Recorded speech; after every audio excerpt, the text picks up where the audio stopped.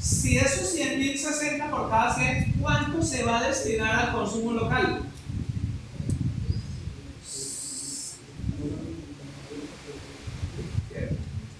De esos 100.000, 60.000 van a entrar al gasto local, o sea, propensión al consumo local. Digamos que el resto se ahorra o se dedica a comprar bienes de otras partes del mundo, o sea, a importar. ¿Qué significa cuando yo digo importaciones? Es el restante, 40. Eso es lo que le denominamos la propensión a importar. Porque tú puedes tener una propensión al gasto local o una propensión a importar. Comprar bienes locales o bienes provenientes del resto del mundo. Supongamos que sea, no lo ahorran, sino que lo gastan en bienes de importación. Listo. Ronda 1, finaliza la ronda 1. La economía, ¿cómo opera? Ronda 2. ¿Qué pasó en esa economía? Hubo una inyección de 100.000, pero de esos 100.000 se gastaron 60.000 en la economía local. ¿Quiénes recibieron esos 60.000? Pues los productores, los comerciantes, los industriales y la que ofrece servicios de pedicure, manicure, ciertos servicios personales, el que vende empanadas dentro de esa economía local. O sea, ¿qué pasó con los 60.000 pesos? En la ronda 2 es como si hubiera unos ingresos adicionales de 60.000. ¿Por qué? Porque la gente los tiene. ¿Listo?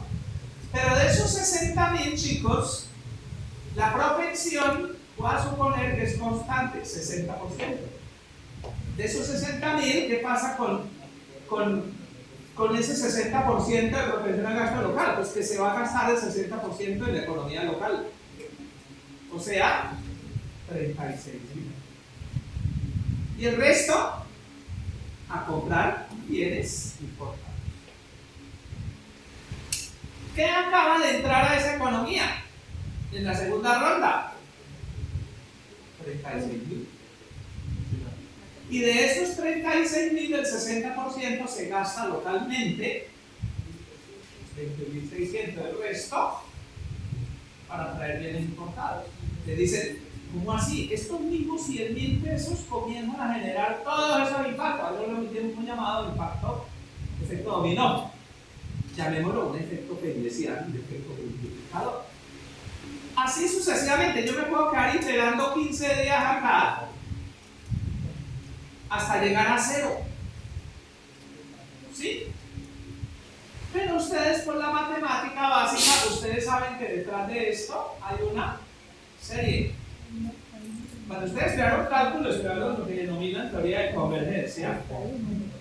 Cuando ustedes estudiaron cálculo, estudiaron series y sucesiones. ¿Listo? Pues chicos, la serie o la sucesión es 1 sobre 1 menos beta 1 en la solución. Lo que ya habíamos deducido ahora, ¿qué es eso? El multiplicador. O sea que si tú sigues iterando, inyectando esa economía y hagas una tabla gigantesca durante varios días, a lo último vas a llegar que el total que al final se irrigó en esa economía no fueron 100.000, sino 250.000. ¿Sí? ¿Qué pasó en esta economía? La propensión al consumo era de 0,60. La propensión a importar de 0,40. ¿Cuál es el valor del multiplicador?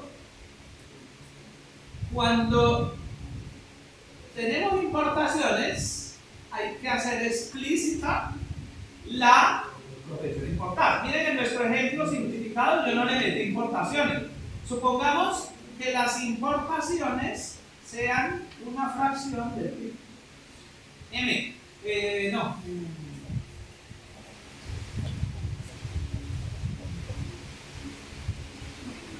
S. ¿Sí? Entonces, esa es la fracción o la propensión al ahorro. ¿Correcto? Entonces, observen que si es 0,6 o 0,2, miren que cuando yo sustituyo acá, realmente el multiplicador no me va a quedar 1 sobre 1 menos beta, sino que me va a quedar 1 sobre 1 menos beta y la propensión importante. ¿Correcto? Bueno, como la propensión de importar es de 0,40, es de más 0,40, ¿cierto? 0,40 y 0,60, entonces el multiplicador que yo voy a tener, miren que el multiplicador, si yo tengo 1 sobre 1 menos 0c, me queda 1 sobre 1 sobre 1 menos 0c, me queda 1 sobre 0.4, o sea, 1 sobre 4 décimos, o sea, 10 cuartos, o sea, 2.5. 2.5 multiplicado por 100.000 me da 2.5. ¡Listo! ¿Qué obtuve ahí? El multiplicador de la convergencia. ¿Qué hace la matriz de suma producto? O sea, la matriz de requerimientos directos e indirectos. Está estimando eso, pero por métodos matriciales. Miren que cuando obtenemos la matriz inversa de Leontief, ¿quién le recuerda cómo se calcula la inversa?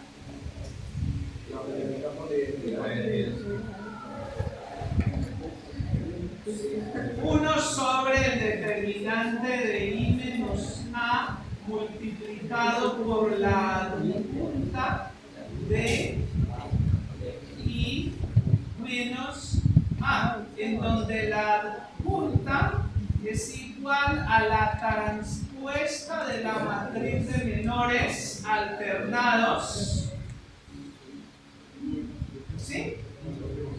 Así lo calculan ustedes, ¿no? O utilizan expansiones de Jordan, o utilizan métodos de Chomsky. Nosotros en nuestro curso no vamos a utilizar ninguno de eso, vamos a utilizar Excel. ¡Epa! Y Excel es más rápido y a mí no me interesa, digamos, hacer una cosa que ustedes saben invertir una matriz. A mí no me interesa obtener el insumo para interpretarlo. ¿Sí? Entonces ahí nosotros usamos el Excel para no demorarnos. Claro, si yo les pongo a ustedes a invertir una matriz en un parcial, usted saca un computador, su Excel o su paquete matemático y usted hace la inversión. Ahí tiene una calculadora super científica, pues entonces ahí se la invierte.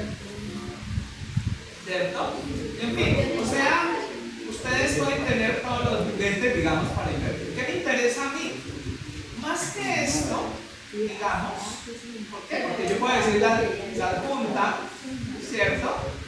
Entonces, a mí lo que me interesa es el resultado final de la matriz de los multiplicadores de esa directo de producción. ¿Listo? Bueno, esa matriz, como cada uno de sus elementos tiene un significado, se utiliza precisamente para evaluar el impacto que, por ejemplo, tiene una política económica de expansión del gasto en un determinado sector. Por ejemplo, ¿ya? ¿Qué sucede si la demanda final del sector 3 aumenta? Para ver el impacto de la matriz de la que estamos haciendo o de la matriz. No, es la matriz, es el sistema de Leontief. ¿Sí? Por ejemplo, ¿qué sucede si la demanda final del sector 3 aumenta en un X%? Observen ustedes. Como tenemos valor bruto de producción 1, valor bruto de producción 2, valor bruto de producción 3, igual a la inversa, que multiplica a la demanda final del sector 1, permanece igual. Demanda final del sector 2 permanece igual. Y la demanda final del sector 3 va a ser igual a la demanda final 3 más el X% de la demanda final. Por ejemplo, si la demanda final del sector 3 es 500 y aumentan un 10%,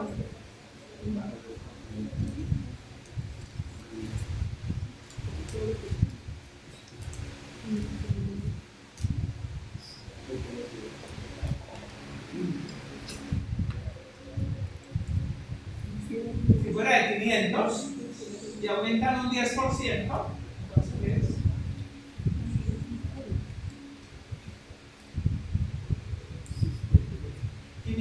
más el 10% de 500. ¿Y el 10% de 500 es cuánto? 50, ¿verdad? 500 más 50, no sé. Pero ¿qué pasa cuando entonces la demanda final del sector 3 aumenta?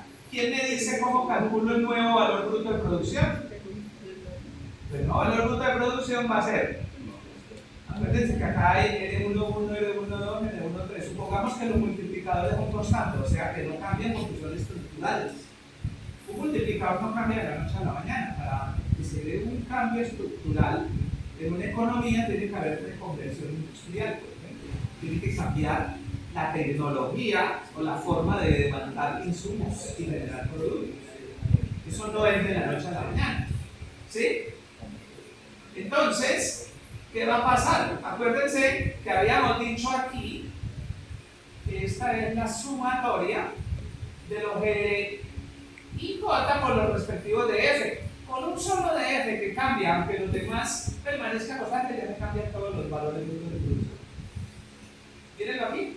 Sumatoria de I-J multiplicado por DF1, sumatoria de DF2 y de F3 que ya me modificó. O sea que cambia también en el sector 1, cambia en el sector 2 y cambia en el sector 3.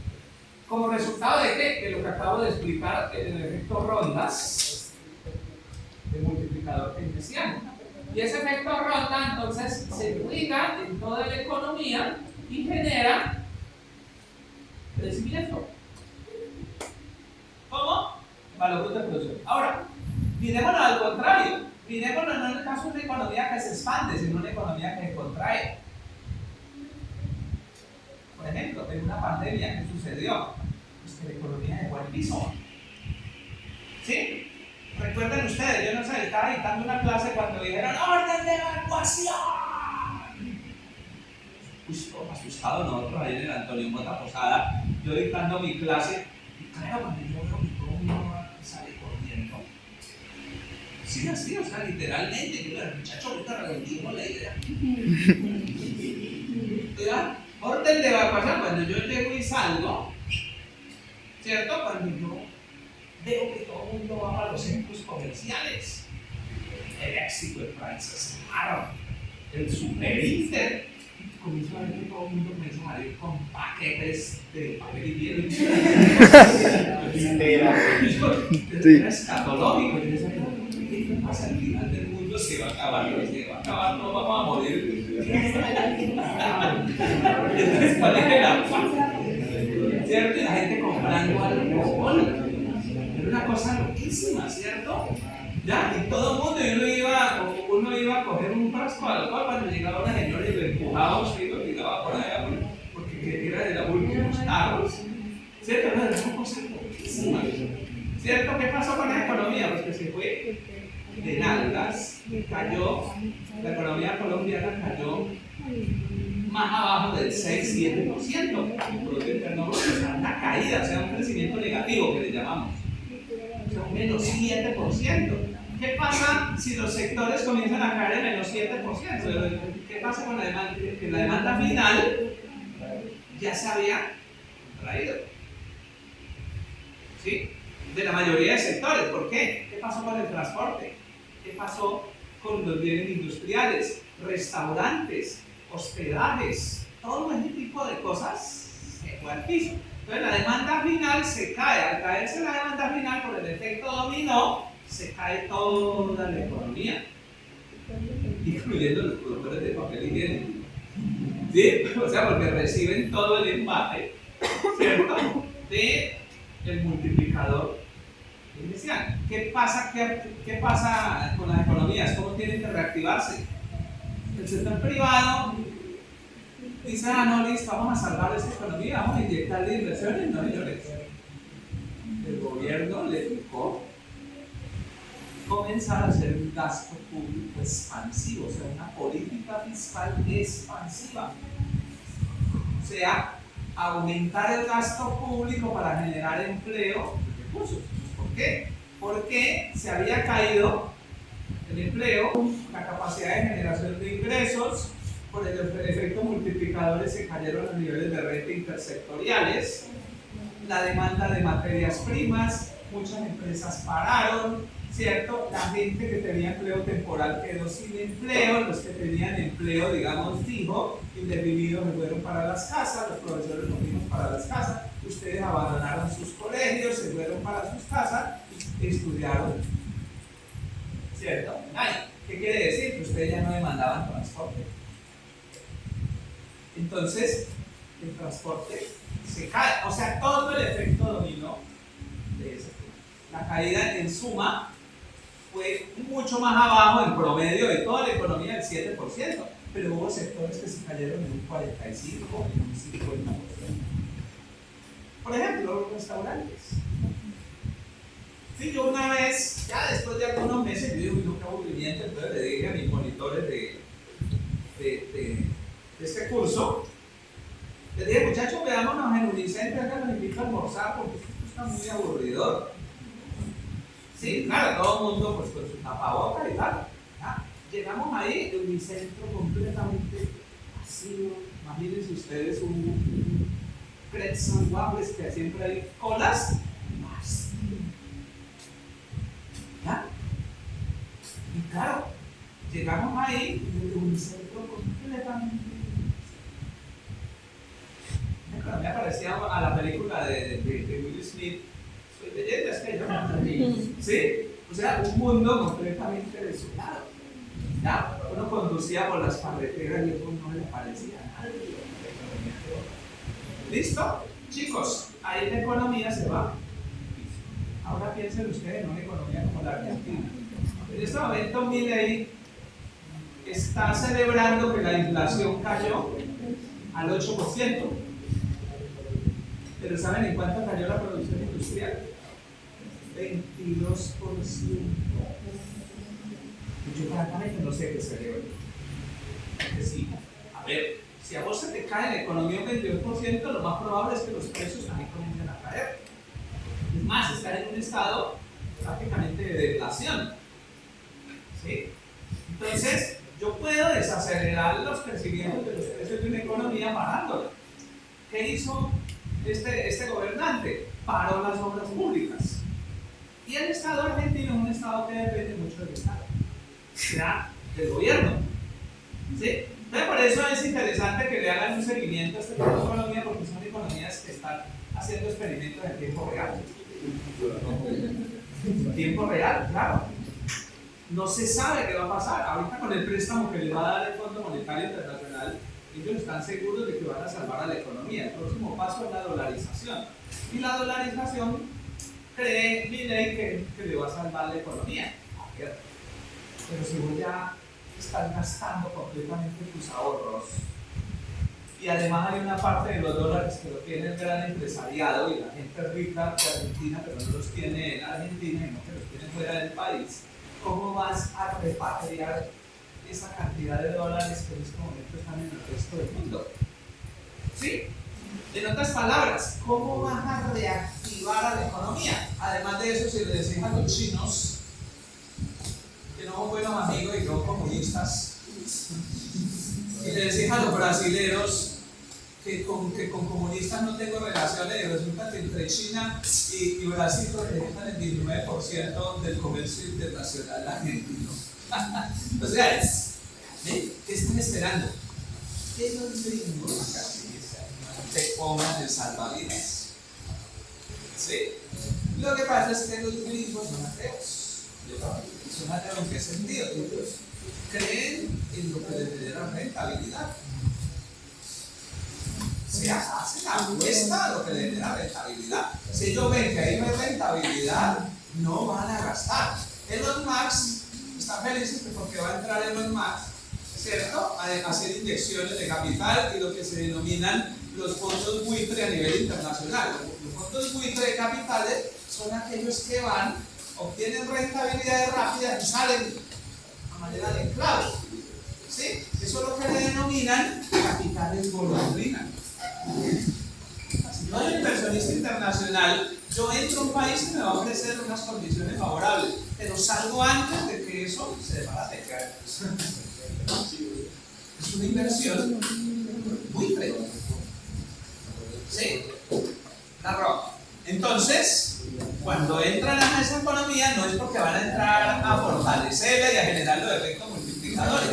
eso es que la minería es un pésimo negocio en algunas regiones del país. Chocó y el Cauca. Tú llegas con las dragas, volteas del río al derecho y al revés, levantas y destruyes, talas, sí, sacas oro, dejas un daño ecológico monstruoso, dejas enterrada la draga y ya con el billete te lo llevas para Antioquia. ¿Sí? O sea, los grandes inversionistas antioqueños explotando en la zona de Chocó. ¿Qué quedó? Desolación. ¿Cuánto se irrigó y cuál fue el efecto multiplicador? Como diría un estudiante de este curso, diría, profe, ¿podemos calcularlo en el abonamiento? Sí, pero el abonamiento es cero. Son cero porque el efecto multiplicador regional va a ser cero. La propensión al gasto local es cero. Se lo lleva para Antioquia o para Miami. ¿Ya? ¿Listo? Listo, chicos. Seguimos trabajando.